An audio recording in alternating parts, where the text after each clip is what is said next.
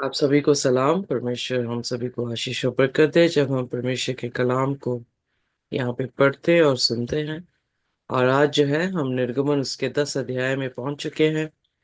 Online Bible society की Bible जो NRSV version है उससे जो है हम अंग्रेजी में देखेंगे, और हमारे साथ सिस्टर परी जो है वो हिंदी में बाइबल को जो है वो पढ़ेंगे। और इससे पहले कि हम निर्गमन उसके 10 अध्याय में जाएं, आइए अपने सिरों को झुकाएंगे और हम प्रार्थना में जाएंगे।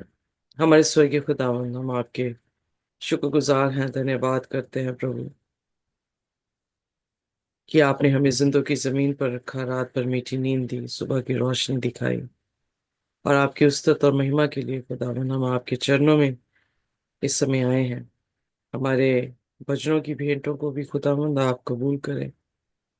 और इस समय हम अपनी जिंदगियों को आपके चरणों में लेकर आए हैं खुदावंद।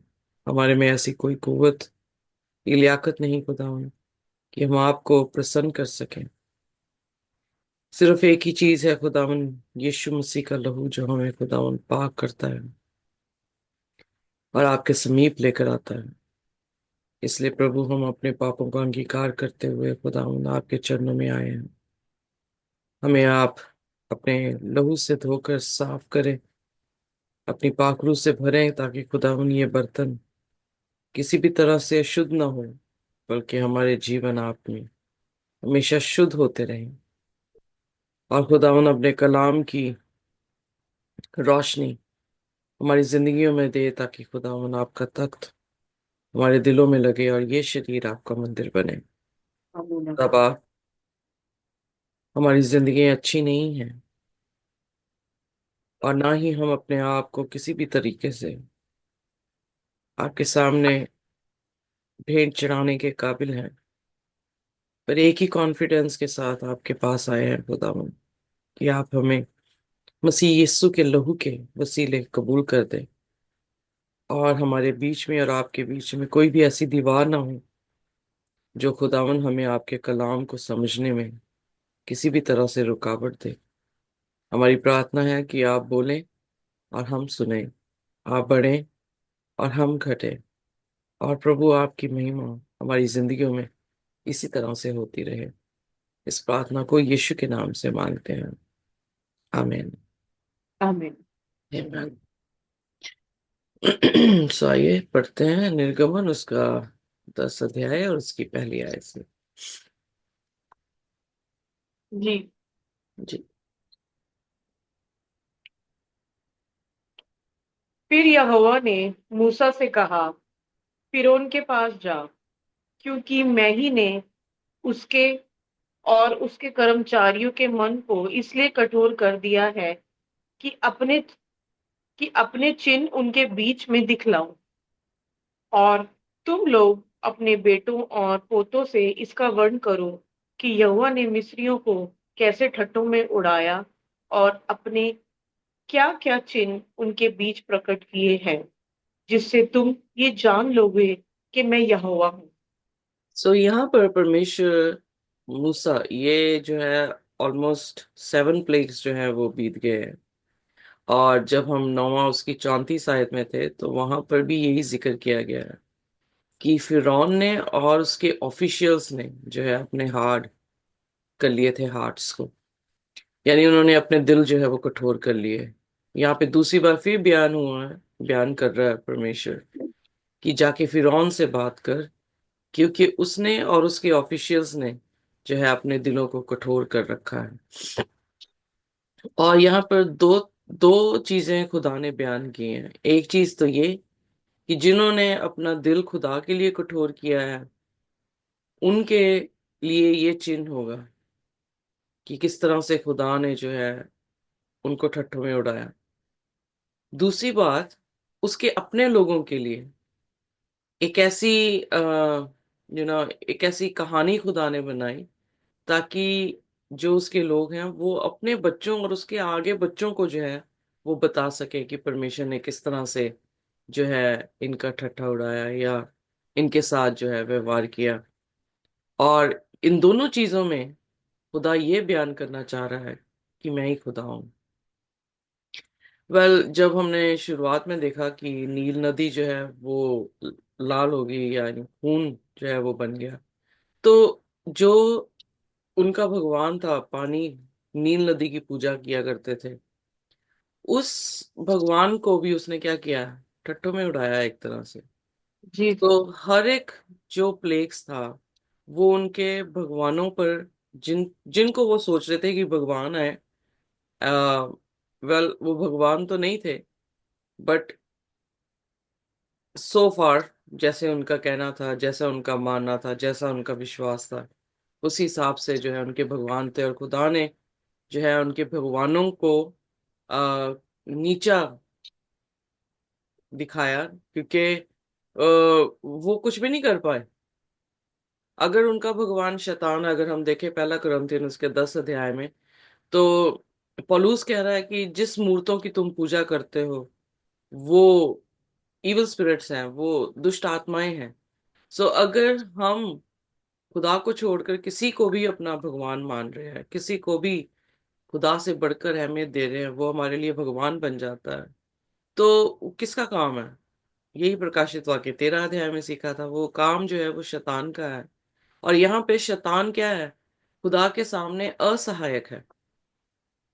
हमने देखा कि जो मैजिशियंस थे वो मैजिक करते करते क्या हो गए, उन्होंने कहा नहीं, उन्होंने भी जाके फिरौन से ये कहा कि ये मैजिक नहीं है, ये क्या है, खुदा की उंगली है, तो खुदा की उंगली है जो ये सारी चीजें जो है वो कर रही हैं। तो ये उनके लिए भी एक तरह की इलिस्ट्रेशन है, जो खुदा पर विश्वास नहीं करते। वेल, बहुत सारे लोग जो हैं इस बात से कि खुदा ने फिरौन के दिल को कठोर कर लिया, तो वो ये सोचते हैं कि खुदा कैसे जस्टिस हो सकता है, या जस्ट अपनी जजमेंट दे सकता है जब वही दिल को कठोर कर रहा है। पर हमने दूसरे वाक्य भी देखे हैं जहां पर हमने ये देखा कि फिरौन ने अपने दिल को जो है वो क्या कर लिया, कठोर कर लिया। तो खुदा ने जब उसने अपने दिलों को कठोर करना शुरू किया, तो खुदा ने अलाउ कर दिया कि उसका दिल क्या हो जाए, कठोर हो जाए। यू नो, अयूब को भी जो है, जो भी टेम्पटेशंस, जो भी परेशानी हुई, जो शैतान उसके पास लेकर आया, अगर खुदा अलाउ ना करता तो शैतान कुछ भी नहीं कर सकता था।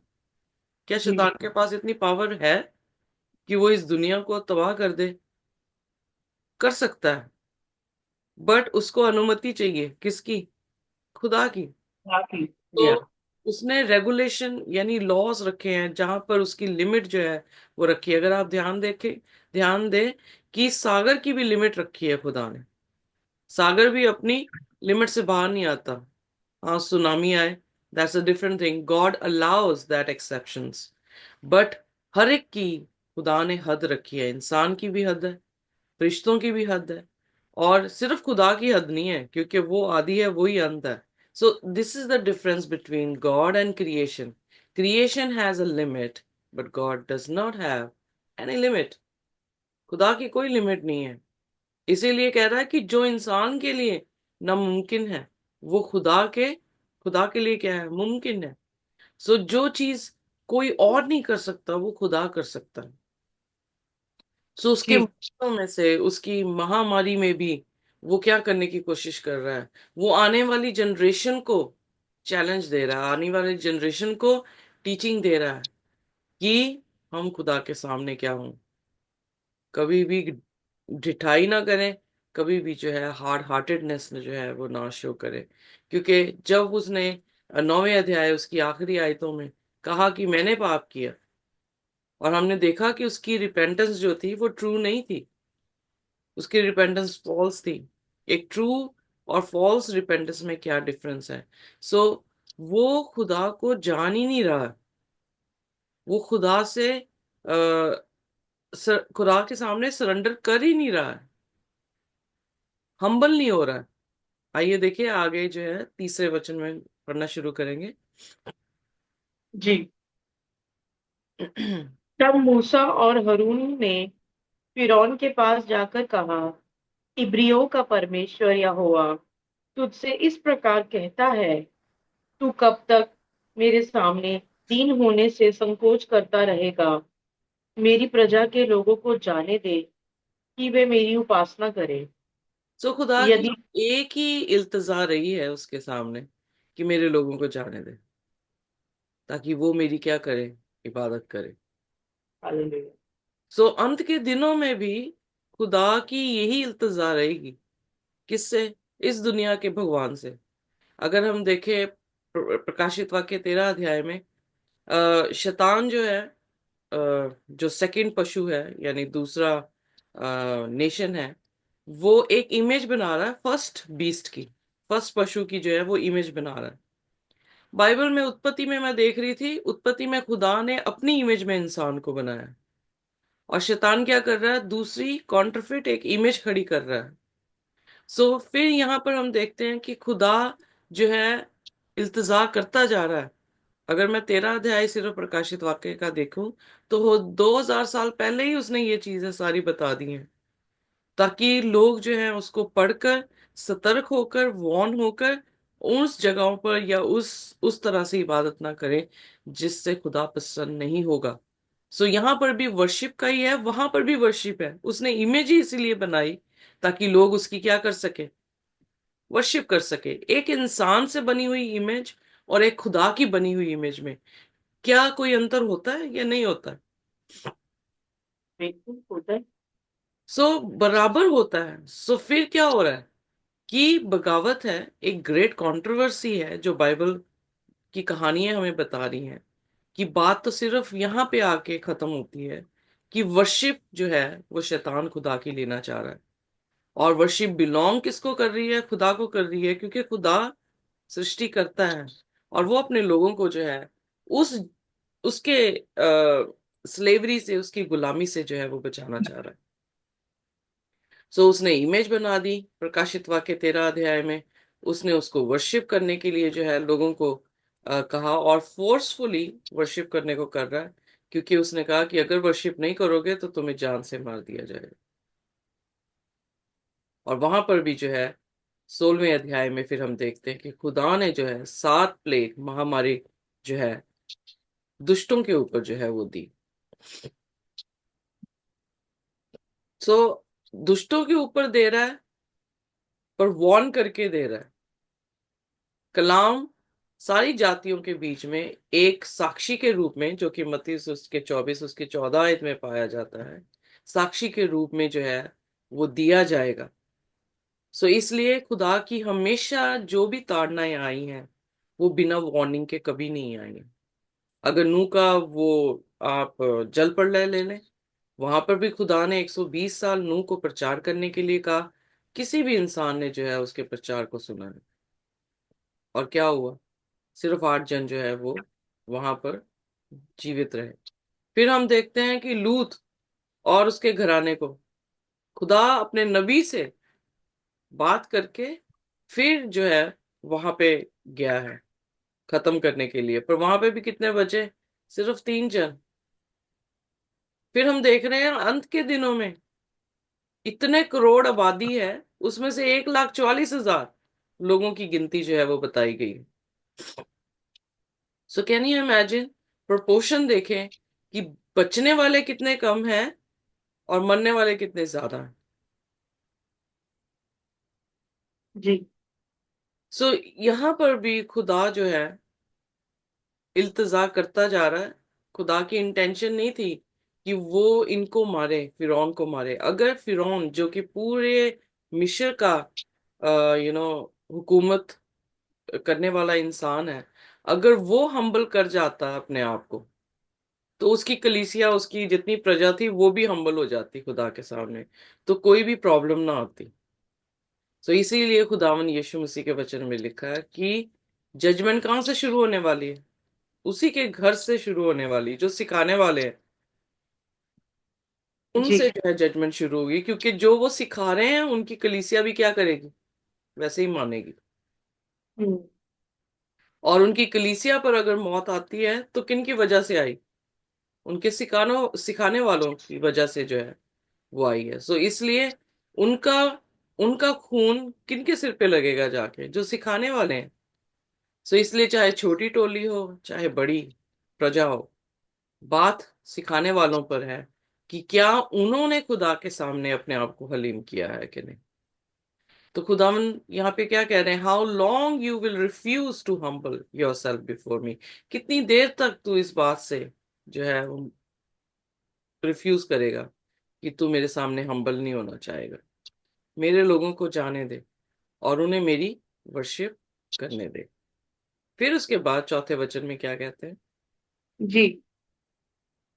यदि तू मेरी प्रजा को जाने ना दे तो सुन, कल मैं तेरे देश में टिड्डियां ले आऊंगा और वे धरती पर ऐसा छा लेंगी कि वे देख ना पड़ेंगी, और तुम्हारा जो कुछ ओलों से बच रहा है उसको वह चट कर जाएगी, और तुम्हारे जितने वृक्ष मैदान में लगे हैं उनको भी वह चट कर जाएगी, और वह तेरे सारे कर्मचारियां चारियों, यहाँ तक कि सारे मिस्रियों के घरों में भर जाएगी। इतनी टिड्डियां तेरे बाप दादों ने ना, उनके पुरखाओं ने जब से पृथ्वी पर जन्मे तब से आज तक कभी ना देखी। तब वह मुड़कर फिरौन के पास से बाहर चला गया। ओके, सो यहाँ पर जो है फिर खुदा ने फिर टाइम दिया है। कह सकते थे कि अभी टिड्डियां आने वाली, बट क्या कह रहे हैं कि कल जो है ऐसा होगा। फिर खुदा टाइम दे रहा है कि वो क्या कर ले, पश्चाताप कर ले। बट वो पश्चाताप करने के मूड में नहीं है। खुदा ने कहा कि मैं जो हूँ इस बार क्या करूंगा, कल टिड्डियां भेजूंगा। सो जो हेल्स, और क्योंकि हेल्स जितनी भी आई हैं वो फायर के साथ आई हैं, तो उन्होंने भी जलाया। तो उसने कहा जो बचा कुचा रह गया ना, जो तेरी वेजिटेशन रह गई है, जो हरियाली तेरे देश में रह गई है। पहली बात तो मिस्र जो है वो रेगिस्तान, उसमें हरियाली का नाम ज्यादा देखने को नहीं मिल सकता। पर अगर हेल्स पड़े हैं, अगर आग पड़ी है, तो उससे कितनी अगर वेजिटेशन खत्म हो गई है। जो बच गए हैं, खुदा वो भी क्या कह रहा है, लोकट्स आके क्या कर लेंगे, खा लेंगे। और इतने आएंगे कि तेरे बाप दादों ने भी, जब से धरती बनी है तब से उन्होंने इतने लॉकेट्स जो हैं वो नहीं देखे होंगे। तो वो खुदा जो है फिर मूसा से ये बात कहला के वहां से जो है निकल जाता है। फिर साथ में वचन में।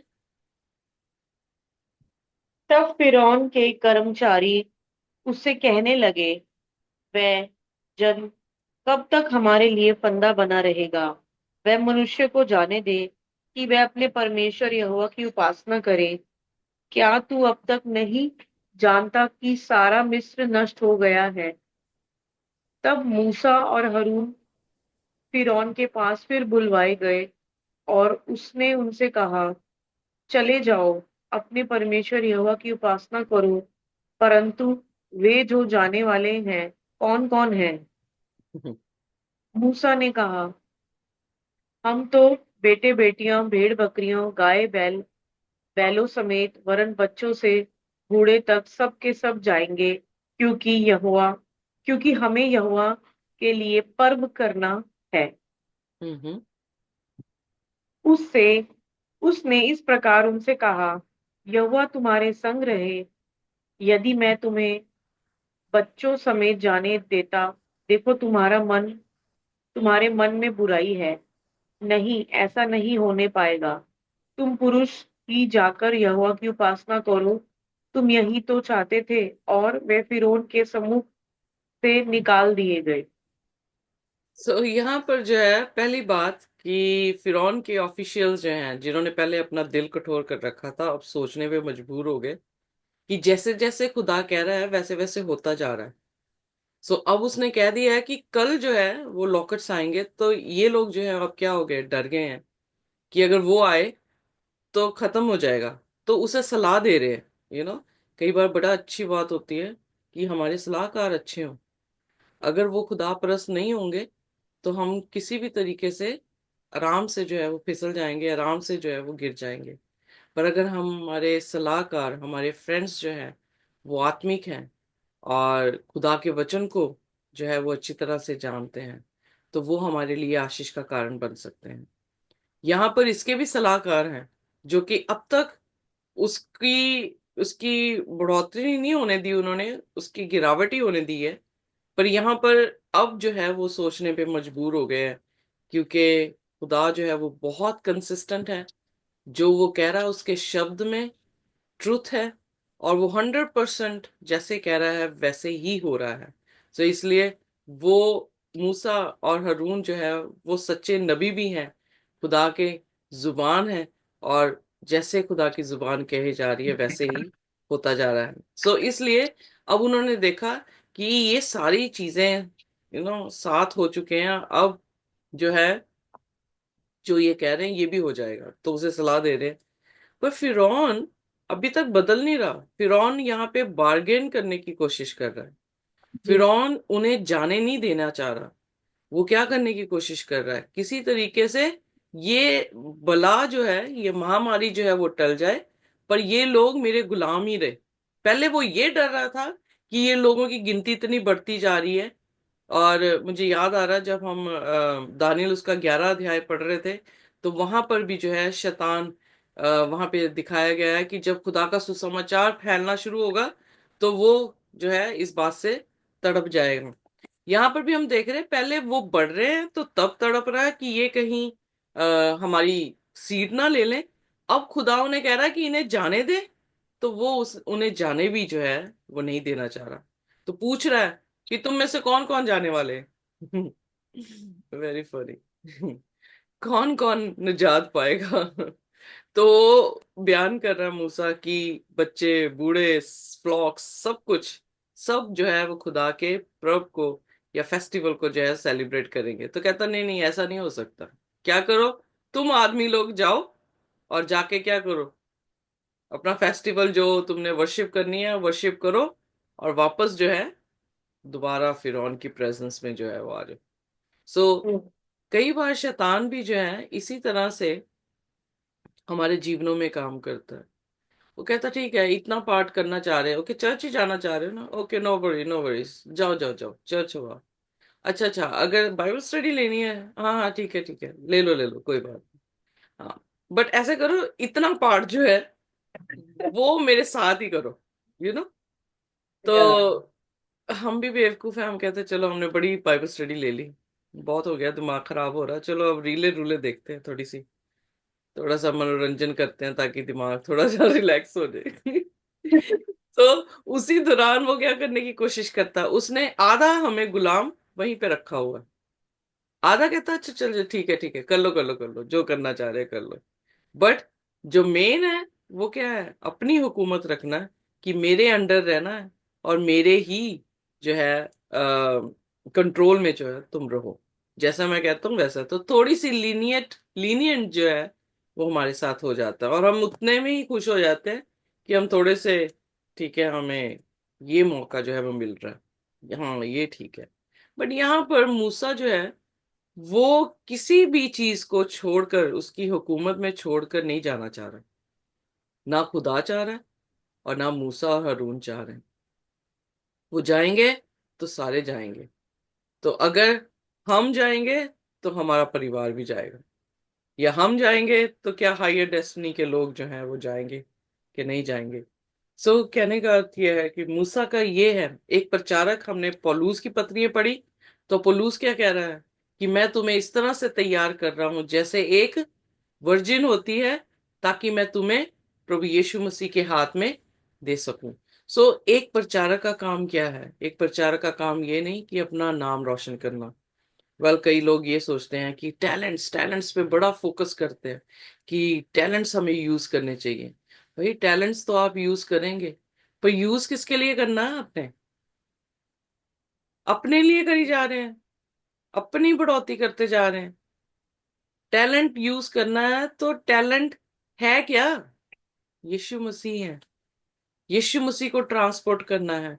यीशु मसीह को छोड़कर वो अपने आप को ट्रांसपोर्ट करने में बिजी हो जाते हैं, लोगों के घरों तक पहुंच जाते हैं, लोगों के मम्मी पापा बन जाते हैं।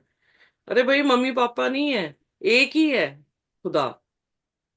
जैसे ही हमने स्टील की उसकी ग्लोरी, यू नो, वैसे ही हमने क्या कर दिया, हमने अपनी क्या कहते हैं, अपने रिवॉर्ड को जो है वो खत्म कर दिया। इसलिए टैलेंट क्या है? कुछ नहीं है। टैलेंट तभी अच्छा लगेगा अगर हम, गधा तभी अच्छा लगा था जब गधे ने यीशु को सवारी दी थी। सो अगर टैलेंट है तो टैलेंट क्या ट्रांसपोर्ट करना चाहिए? यीशु मसीह को, उसके कलाम को, लोगों को वॉर्न करना चाहिए, लोगों को। मैं हैरान होती हूँ, वार्निंग दो तो लोग आपको देखेंगे नहीं। आप उन्हें प्यार से सुलाने की कोशिश करो, लोरी दे दो, यीशु मसीह है, बहुत है, अच्छे हैं, आपको सब कुछ देंगे, आपको प्रॉस्पेरिटी देंगे, आपको ये देंगे वो देंगे, तब देखो कैसे खुश होके बस नाचना शुरू कर देते हैं। खुदा के खादिम, खुदा के लोग बाइबल में उन्हें नचाने के लिए नहीं आए, उन्हें वॉर्न करने के लिए आते रहे हैं, उन्हें ये बताने के लिए आते रहे हैं कि सतर्क हो जाओ, आने वाला टाइम जो है वो बहुत ही भयानक है और तुम मर जाओगे अगर तुमने खुदा की सेवा नहीं की, अगर तुमने खुदा की उपासना नहीं की। सो इसलिए यहां पर भी जो है हम देख रहे हैं, पौलुस की पत्रियों में भी हमने यही देखा है कि एक प्रचारक का कार्य क्या है कि वो अपनी कलीसिया को सतर्क करे, कलीसिया को आने वाले समय के बारे में बताए कि खुदा का कलाम क्या कहता है, ताकि वो लोग जो है आने वाले टाइम में जो है वो बच सके। सो यहाँ पर भी जो मूसा है वो एक भी जन को वहां छोड़कर नहीं जाना चाह रहा। तो कलीसिया का जो मुखिया है उसका भी यही जो है वो काम है, चाहे थोड़े हो पर वो किसी को छोड़ के ना जाए। वो दुआओं के जरिए से, कलाम सुनाने के जरिए से, किसी भी तरीके से मीन्स और वे से क्या करे, लोगों तक कलाम दे, ताकि वो सुने और वो बच जाए। आखिरी दिनों में इट्स वेरी डिफिकल्ट कि लोग सुनेंगे, बट प्रचारक का काम है सुनाना, और उसे सुनाते ही रहना चाहिए। और दूसरी बात, जितने उसके पास हैं वो उसमें वफादार रहे तो खुदा उसे क्या देगा? जिंदगी का ताज जो है अच्छा वो देगा। तो इसलिए टैलेंट्स के ऊपर फोकस करना बंद करें और वार्निंग पे फोकस करें, क्योंकि ये टाइम सुलाने का नहीं, ये टाइम जगाने का है, क्योंकि दूल्हा जल्द आता है। सो यहाँ पर जो है उसने बार्गेनिंग करनी शुरू की फिरौन ने, और फिरौन जो है वो किसी भी तरीके से खुश नहीं था अब कि इनको जो है वो भेजा जाए। पर खुदा पूरा डटा हुआ था कि इनको क्या करेगा? आजाद करेगा, और अपने लिए इनको अपनी वाचा जो उसने बांधी है उसके अनुसार इनको मुल्क कनान जो है वो देगा। सो फिर उसके बाद 12वीं आयत में, कितने आयतें हैं, सॉरी, जी। ओके, आई थिंक 20 तक है। ये स्टेंजा पढ़ सकते हैं 20 से लेके, सॉरी 12 से लेके 20 तक पढ़ सकते हैं अगर आप बोलते हो तो। मैं सोच रही हूँ कि ओके पढ़ दे फिर, खुदा का कलाम। तब यहोवा ने मूसा से कहा, मिस्र देश के ऊपर अपना हाथ बढ़ा कि टिड्डियां मिस्र देश पर चढ़ के भूमि पर जितना अन्न आदि ओले से बचा है सबको चट कर जाए। अतः मूसा ने अपनी लाठी को मिस्र देश के ऊपर बढ़ाया। तब यहोवा ने दिन भर और रात भर देश पर पुरवाई बहाई, और जब भोर हुआ तब उस पुरवाई में टिड्डियां आईं, और टिड्डियों ने चढ़ के मिस्र देश के सारे स्थानों में बसेरा किया। उनका दल बहुत भारी था, वरन ना तो उनसे पहले ऐसी टिड्डियां आई थी और ना उनके बाद ऐसी फिर आएंगी।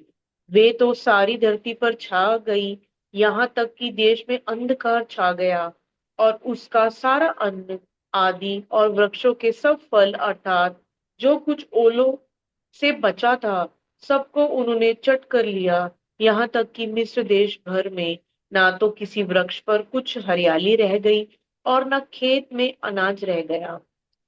तब फिरौन ने तुरंत मूसा और हारून को बुलवा के कहा, मैंने तो तुम्हारे परमेश्वर यहोवा का और तुम्हारा भी अपराध किया है। इसलिए केवल अब की बार मेरा अपराध क्षमा करो और अपने परमेश्वर यहोवा से विनती करो कि वह मेरे ऊपर से इस मृत्यु को दूर करे। तब मूसा ने फिरौन के पास से निकलकर यहोवा से विनती की। तब यहोवा ने बहुत प्रचंड पश्चिमी हवा बहाकर टिड्डियों को उड़ाकर लाल समुद्र में डाल दिया, और मिस्र के किसी स्थान में एक भी टिड्डी ना रह गई। तो भी यहोवा ने फिरौन के मन को कठोर कर दिया, जिससे उसने इजरायलियों को जाने ना दिया।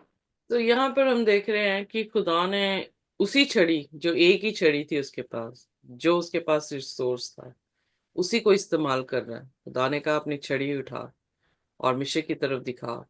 तो जो जो खुदा कह रहा है, वही वही जो है वो मूसा करता जा रहा है। और खुदा जो है अपने बड़े बड़े काम जो है वो दिखा रहा है। वेल, पूरी इज़राइल ने नहीं किए, एक ही व्यक्ति ओबे कर रहा है। और खुदा एक ही जन की ओबीडियंस से क्या काम, क्या क्या काम जो है उसने किए।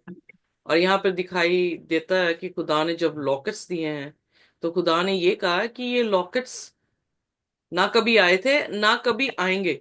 सो इसीलिए इनफैक्ट जब हम प्रकाशित वाक्य इसका 16 अध्याय पढ़ते हैं, तो वहां पे लॉकेट्स जो हैं, लॉकर्स का प्लेग जो है वो नहीं है, क्योंकि यहाँ पे खुदा ने कहा था कि ना ही आएंगे।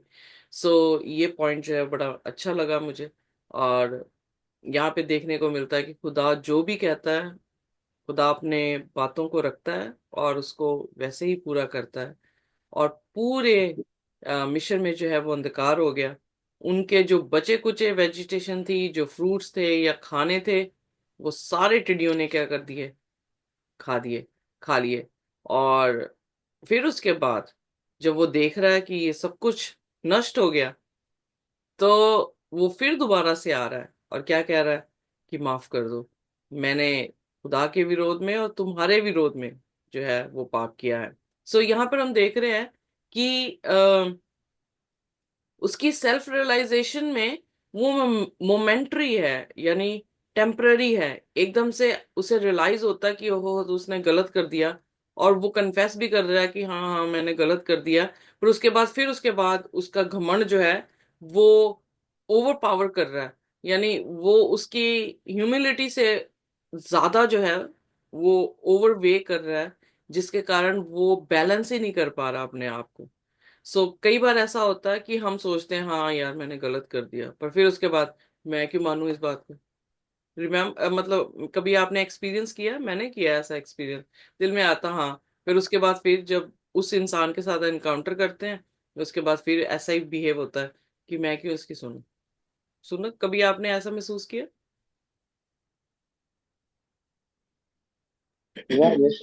जी। We all experience actually. तो वही है कि मोमेंटरी चेंज है, पर उसके बाद फिर उसकी अपनी खुदी जो है वो ज्यादा पावर लेकर, उसकी उस सेल्फ रियलाइजेशन, जो छोटी सी आवाज उसके दिल में आती है खुदा की तरफ से कि कर ले, वो उसको नहीं मान रहा। इसी तरह से है कि बाइबल में भी लिखा, पहला ही होना उसका, आई थिंक, सॉरी, 5वां अध्याय, उसमें लिखा कि अगर तेरा दिल तुझे कंडेम करे, तो खुदा तुझे क्या, तेरे साथ क्या करेगा। हमारा दिल अगर थोड़ी देर के लिए खुदा विस्पर भी करे हमारी कानों में कि या this is really wrong, I did wrong, देखो इतना मैंने, मेरे कारण ये सारी चीजें जो है हो गई। और उसके बाद फिर जो हमारी अपनी खुदी है, जिस अपनी घमंड है, जिसपे हम बड़ा फक्र करते हैं, वो जो है उस जगह को जो है वो भर देता है। खुदा की आत्मा के विरोध में जो पाप है वो यही पाप है। when you don't listen the voice of the Holy Spirit, और आप अपनी समझ का जो है सहारा लेते हैं। इसीलिए नीति वचन में सुलेमान कह रहा है, तो अपनी समझ का सहारा नहीं ले, बल्कि वरन संपूर्ण हृदय से किस पर भरोसा कर, परमेश्वर पर भरोसा कर। पर हम अपनी समझ का सहारा लेते हैं, क्योंकि हर एक्शन में, अपनी लाइफ डिसीजंस में, जो हमारा day to day life practice है, उस डिसीजन में हम पहल दे ही नहीं पा रहे हैं खुदा को। हम हमेशा अपने आप को ज्यादा समझदार समझ रहे हैं। तो उसके कारण क्या है, आप हैबिट फॉर्म करते हैं, आप अपनी पर्सनालिटी इस तरह से फॉर्म करते हैं कि आप फिर बदल ही नहीं पाते हैं। जो पवित्र आत्मा के विरोध में पाप है वो यही पाप है। और वो क्षमा नहीं होता। इसीलिए बाइबल में यहाँ पे लिखा कि उसने, खुदा ने उसका दिल फिर कठोर कर दिया, क्योंकि बार बार उसको कायल करने की कोशिश कर रहा है, बार बार उसकी खुद की खुदी सामने जो है वो ज्यादा खड़ी हो जाती है, तो खुदा अलाउ करता जा रहा है कि okay, take care of your खुदी, अपनी सेल्फ को ज्यादा देखना चाह रहा है, कॉन्सिक्वेंसेस देखना चाह रहा, तो देखो। तो गॉड इज अलाउइंग कि चलो ठीक है, करें आप जो करना चाह रहे हैं। सो यहाँ पर खुदा एक ही चीज सिर्फ उससे कह रहा है कि मेरे लोगों को जाने दे। उसके पास मिशनरी तो रहेंगे ही, खुदा के लोगों को जाने देने की बात की जा रही है, पर वो अपने दिल को कठोर करता जा रहा है, और खुदा जो है उसे कठोर होने दे रहा है। ओके, क्विकली 21 में भी पढ़ते हैं, ये खत्म ही करके जाते हैं। जी। Thank you. फिर यहोवा ने मूसा से कहा, अपना हाथ आकाश की ओर बढ़ा कि मिस्र देश के ऊपर अंधकार छा जाए, ऐसा अंधकार कि टटोले जा सके। तब मूसा ने अपना हाथ आकाश की ओर बढ़ाया और सारे मिस्र देश में 3 दिन तक घोर अंधकार छाया रहा। 3 दिन तक ना तो किसी ने किसी को देखा और ना कोई अपने स्थान से उठा, परंतु सारे इजरायलियों के घरों में उजियाला रहा। तब फिरौन ने वेट मूसा अ को मिनट, बुलवा wait a minute, wait a minute. What the church should say, यहाँ पर चर्च को क्या कहना चाहिए? Amen. Amen, Praise hallelujah. the Lord. यहाँ पे हालेलुया होना चाहिए, फालतू में कहते रहते हैं मेरी गाय गिर गई, हालेलुया, तो सारी जमात बोल रही होती है हालेलुया। ये यस यस। शब्द हैं जिसमें हमारी जुबान से हालेलुया के शब्द निकलने चाहिए, कि जब 3 दिन 3 रातें किसी ने एक दूसरे की शक्ल तक नहीं देखी, तो आप देख सकते हैं कितना डेंस डार्कनेस था। जी हु इज जी द जी। Light of the world? Jesus. जब आप डिनाई कर दे रहे हो बार बार खुदा को, जो कि ज्योति है, बार बार खुदा अपने कलाम से अपनी ज्योति आपको देने की कोशिश करे, और आप बार बार उसका इनकार करते जाओगे, तो अल्टीमेटली आपके पास क्या रहेगा? डार्कनेस। या। क्योंकि रोशनी तो लेफ्ट कर गई। अब यहां पर कोई वार्निंग नहीं दी खुदा ने, ये बिना वार्निंग दिए हुए डार्कनेस आई है, यानी खुदा गिव अप कर गया है। उसने अपनी डिटर्मिनेशन दिखा दी, अब खुदा अपनी डिटर्मिनेशन दिखा रहा है। यू नो, एक पॉइंट पे आके खुदा जो है वो क्या करेगा? अपने आप को पीछे कर लेगा। और उसका पीछे होना, सृष्टि की शुरुआत में यीशु मसीह का इस प्लेनेट अर्थ में आना रोशनी होगी। अब ध्यान दें कि मिस्र से खुदा ने अपने आप को पीछे कर लिया, तो क्या हुआ? अंधकार हो गया। हाँ, कैसे हो गई। गोशेन में अंधकार नहीं है। Can you imagine? गोशेन में अंधकार नहीं था, क्योंकि गोशेन में कौन थे? उसके लोग थे। 10 कुंवारियों का जिक्र आया अंत में। 10 कुंवारियों के बीच में से 5 कुंवारियां ऐसी थी जो बुद्धिमान थी, जिनके पास दीवट थे, जिनके पास रोशनी थी, जिनके पास तेल थे। वो अंधकार में नहीं थे। पर 5 जो मूर्ख है वो अंधकार में है। क्यों? उनके पास तेल नहीं है। तेल कौन है? Who is the source of light? प्रभु यीशु मसीह, खुदा का कलाम, खुदा की आत्मा। ये इनसेपरेबल है, आप इन्हें अलग नहीं कर सकते हैं। सोचे कि खुदा का कलाम कुछ बोलेगा, खुदा की आत्मा कुछ बोलेगा, नहीं नहीं नहीं। They are one. How can they speak differently? वो बिल्कुल अलग नहीं बोलेंगे। अगर खुदा के वचन के कॉन्ट्राडिक्ट आपको लगता है कि खुदा का आत्मा बोल रहा है, वो खुदा का आत्मा नहीं है, वो शैतान का आत्मा है। इसीलिए तो यीशु मसीह बार बार पैराबल से इन सभी बातों को सिखाने की कोशिश कर रहे हैं, कि मेरे साथ ही लाइट है, मैं छोड़ के चला गया तुम्हें, तो you will be in the darkness. और इतनी डेंस डार्कनेस यहाँ पे दिखाई है। 3 दिन हुआ कि उन्होंने एक दूसरे की शक्ल तक नहीं देखी। तो यानी जो भगवान सोच रहे थे, सूरज को, चंद्रमा को, तारों को, जिनकी उपासना कर रहे हैं लोग, उनका भगवान वहीं पे जो है वो क्या हो गया? खुदा ने खत्म कर दिया, ठट्ठों में उड़ा दिया उनका भगवान। हालेलुया। वो भगवान थे ही नहीं कभी। खुदा की बनाई हुई रचना थी, और खुदा से ही सारे सोर्स को एनर्जी मिलती है कि वो दिन में सूरज की तरह चमक रहा है और रात में चंद्रमा चमक रहा है। How can we leave God and accepting the created being as our God? Shame on us कि हम जो है खुदा को छोड़कर खुदा की बनाई हुई चीजों पर ज्यादा तवज्जो दे रहे हैं और इतना डेंस हुआ एक दूसरे को देख नहीं पा रहे हैं। मैं इमेजिन भी नहीं कर सकती कि कैसा वहां पर माहौल होगा कि वो एक दूसरे को देख नहीं पा रहे। पानी जिससे इलेक्ट्रिसिटी बन सकती है, अंत के दिनों में पानी फिर रेड कर रहा है, खुदा ब्लड कर रहा है। इलेक्ट्रिसिटी होनी ही नहीं है।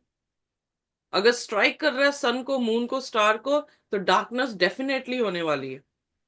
या और यही चीज, यही माहौल जो है वो अंत के दिनों में भी होने वाला है जब 7 प्लेग्स आने वाले। There will be no light. But खुदा का शुक्र है कि जैसे उसके वचनों में लिखा है यशायाह 33 अध्याय में कि उसके लोगों को खुदा कमी नहीं देगा। खुदा ने यहां पर भी बयान किया है कि मिस्र में ये चीज थी, पर गोशेन में क्या थी? रोशनी थी। जब तक खुदा की फेवर हमारे साथ है, हमें अंधकार की ताकतें बिल्कुल गिरा नहीं सकती। हम रोते रहते हैं, पीटते रहते हैं, अंधकार की तरफ देखते देखते हमारी आंखें रोशनी को क्यों नहीं देख रही हैं? अगर हम रोशनी को देखें, हमें पीटने की जरूरत नहीं पड़ेगी। रोशनी खुद ब खुद, हमारे से ज्यादा ईगर तो खुदा है कि वो हमारे बीच में आ जाए। तो अगर अगर अभी भी हम रो रहे हैं, पीट रहे हैं खुदा के सामने, तो हमने खुदा को देखा ही नहीं है। खुदा की रोशनी को देखना जो है वो बहुत जरूरी है। और फिरौन ने फिर मूसा से क्या कहा, 24 आयत में जल्दी से पढ़ दें। तब फिरौन ने मूसा को बुलवाकर कहा, तुम लोग जाओ, यहोवा की उपासना करो, अपने बालकों को भी संग ले जाओ, केवल अपनी भेड़ बकरियां और गाय बैल को छोड़ जाओ। मूसा ने कहा, तुझको हमारे साथ मैल बलि और होम बलि के पशु भी देने पड़ेंगे, जिन्हें हम अपने परमेश्वर यहोवा के लिए चढ़ाएं। इसलिए हमारे पशु भी हमारे संग जाएंगे, उनका एक खुर तक ना रह जाएगा, क्योंकि उन्हीं में से हमको अपने परमेश्वर यहोवा की उपासना का सामान लेना होगा। और हम जब तक वहां ना पहुंचे तब तक नहीं जानते कि क्या क्या लेकर यहोवा की उपासना करनी होगी। पर यहोवा ने फिरौन का मन हठीला कर दिया, जिससे उसने उन्हें जाने ना दिया। तब फिरौन ने उससे कहा, मेरे सामने से चला जा और सचेत रह, मुझे अपना मुख फिर ना दिखाना, क्योंकि जिस दिन तू मुझे मुंह दिखाए उसी दिन तू मारा जाएगा। मूसा ने कहा, तूने ठीक कहा है, मैं तेरे मुंह को फिर कभी ना देखूंगा। सो यहाँ पर जो है क्या हो रहा है, फिरौन फिर भी बार्गेन करने की कोशिश कर रहा है। वो उन्हें जाने नहीं देना चाह रहा। अब उन्हें क्या कह रहा है कि जानवरों को यहीं पे छोड़ दो, बाकी तुम अपने बच्चों को लेके जाके जो भी पूजा पाठ करनी है करके आ जाओ। तो यहाँ पे मूसा क्या कह रहा है, हमारा एक भी खुर यहाँ पे नहीं रहेगा। खुर क्या होता है? एक जानवर का पाँव। तो एक भी चीज जो है वो तेरे हुकूमत में नहीं रहेगी। हमारी साल्वेशन तभी आ सकती है जब हमारी एक भी चीज शैतान के हाथों में नहीं होगी। हम तभी रिडीम हो पाएंगे जब हम पूरे के पूरे प्रभु यीशु मसीह के हाथों में होंगे। कह सकते हैं आमीन। आमीन। अगर हमारा एक भी हिस्सा रह गया शैतान के हाथ में, उतना हिस्से को अगर आग लगी है तो पूरे जिस्म को आग लगेगी। या इसलिए एक भी हिस्सा उसके हाथ में नहीं होना चाहिए, तभी हम बचाए जाएंगे। और यही हमारा एवरीडे वॉक है, यही क्रूस है जो हम उठा रहे हैं प्रतिदिन, ताकि हम एक भी हिस्सा, इसीलिए पौलुस अपनी पत्रियों में लिख रहा है कि मैं हर रोज मसीह के साथ क्रूस में मर रहा हूं। हमें अपनी इच्छाओं को मानना पड़ेगा ताकि हम पूरे के पूरे यीशु के हाथ में जो है वो चले जाएं। वेल, यहाँ पर वो इतनी कोशिश कर रहा है किसी भी तरीके से कि वो अपनी जिद को जो है वो बना दे। इन बलाओं से टलने की कोशिश जरूर है उसकी, तभी वो बार बार कह रहा है जाओ जाओ दफा हो जाओ यहाँ से, या इतने चले जाओ इतने रह जाओ, इतने चले जाओ इतने रह जाओ। सो प्रोपोर्शन जो है वो कर रहा है। पर साल्वेशन 100% आने वाली है। साल्वेशन में कोई मिड पॉइंट नहीं है। Either you stand with the Lord और यू स्टैंड विद सेटन। अगर हम खुदा के साथ नहीं चल सकते हैं, बेटर है हम हिंदू दोबारा बन जाए। बेटर है हम जिस धर्म से आए हैं हम उस धर्म में चले जाएं। बेटर है हम जिस डिनोमिनेशन से आए हैं उस डिनोमिनेशन में चले जाएं। पर जब आगे हैं तो फिर कैसे आना है? पूर्ण तौर से आना। फिर हर रोज हम इस तरह से चलें जैसे हमने जो है क्या करना है, लाल समुंदर पार करना, और वो बिना विश्वास के नहीं होने वाला।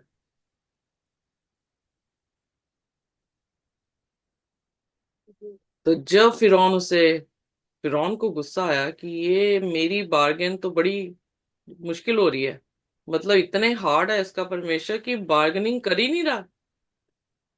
जी और मत्ती उसकी 25 उसकी 24 आयत में अगर आप देखेंगे तो वहां पर पाएंगे कि टैलेंट्स का जिक्र किया गया है। और जिसको एक ही तोड़ा दिया गया था उसने क्या कहा, मैं जानता हूं कि तू बड़ा बेदर्द मालिक है, जहां तू नहीं बोता वहीं पर तू काटता है। तो परमेश्वर ने उसे, मतलब उसके मालिक ने उसे क्या जवाब दिया, जब तू जानता था कि मैं जहां नहीं बोता हूं वहां पर काटता हूं, तो तूने क्यों नहीं मेरा जो तोड़ा है उसको इस्तेमाल किया? अगर तू यही समझता है कि खुदा हार्ड करने वाला है, तो फिर क्यों नहीं छोड़ देता अपनी जिद? वो तो टलने वाला नहीं है। Are you getting me? हम जी जी कोई भी एक्सक्यूज क्यों ना बना लें खुदा के लिए कि मुझे तो ये पता था, मुझे तो पता था तू ऐसा है, चाहे उसे कितना भी बुरा क्यों ना कह ले, उसने फिर भी कहना है यही है कि जो मैंने कहा है वो ही होगा। इसीलिए यीशु मसीह यूहन्ना उसके 15 अध्याय में यही कह रहा, जो डाली मुझ में बनी रहेगी वो क्या होगी, फलवंत। हमें अबाइड करना पड़ेगा, हमें फॉलो करना पड़ेगा। खुदा फॉलो नहीं करने वाला हमें। अगर मैं गलत बोल रही हूँ तो आप मुझे बोल सकते हैं, बट दैट्स व्हाट आई बिल्कुल। I learn from the word. यही मैं सीख रही हूँ यहाँ पर कि खुदा को फॉलो करना पड़ेगा, हमें हम्बल होना पड़ेगा। खुदा हमारे लिए हम्बल क्यों होगा? क्योंकि खुदा तो राइट है, हम ही रॉन्ग है ना।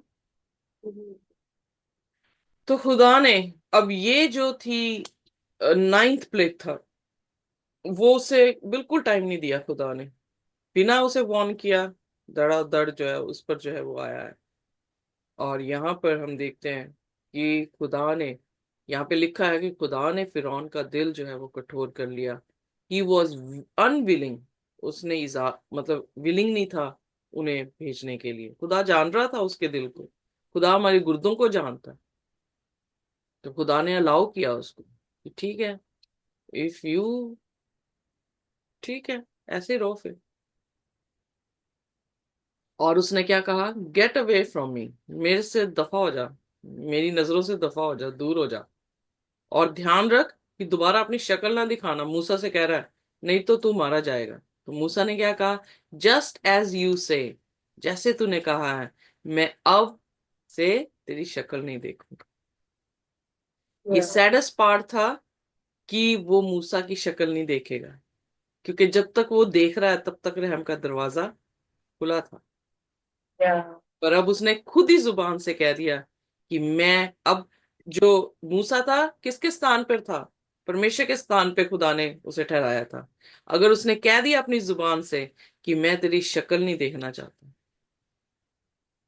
उसने वो रहम का दरवाजा अपने लिए क्या कर लिया, बंद कर बंद दिया। कर। और मूसा, खुदा क्या करेगा? That is the sin against the Holy spirit.